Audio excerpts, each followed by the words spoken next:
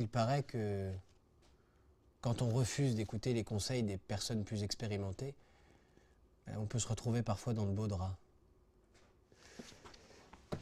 Et c'est ce qui aurait pu se passer pour moi, si j'avais pas entamé cette démarche pour renvoyer une image plus positive à mes collègues. Et depuis qu'on a démarré notre travail ensemble, j'ai pas mal progressé. Surtout en ce qui concerne la capacité à se maîtriser et à jouer sur l'image qu'on renvoie de soi. Et c'est déjà énorme. En revanche, j'ai aussi pu constater que si on le fait mal, on a beaucoup à perdre. Je vais vous expliquer un peu mon fonctionnement.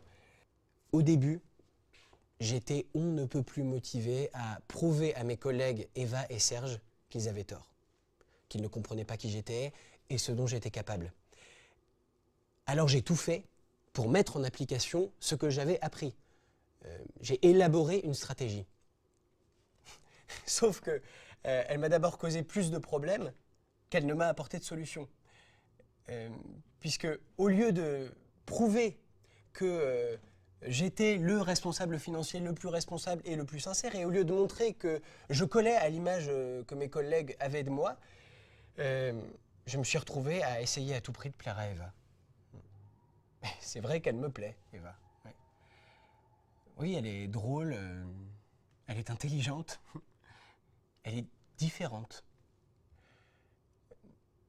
Elle ne rit pas fort, elle ne mange pas avec ses doigts, et elle sort toujours des remarques sarcastiques avec un timing parfait. Elle vous cloue le bec, en fait, au moment où vous vous y attendez le moins. Être avec elle, c'est un peu comme jouer à qui veut être le plus malin, et elle, c'est une adversaire de taille. Moi, à côté, je suis un petit joueur. Non, elle m'inspire, en fait, je l'admire beaucoup. Alors, je me suis sans doute un peu emporté, je suis allé trop loin. Je suis allé trop loin parce que au lieu de simplement essayer de lui donner une bonne image de moi, j'ai voulu être le collègue parfait.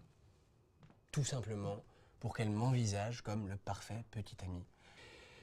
Et je me suis retrouvé à la séduire, à faire exactement ce qu'elle attendait de moi, à jouer, à trop jouer, et ça a très bien marché.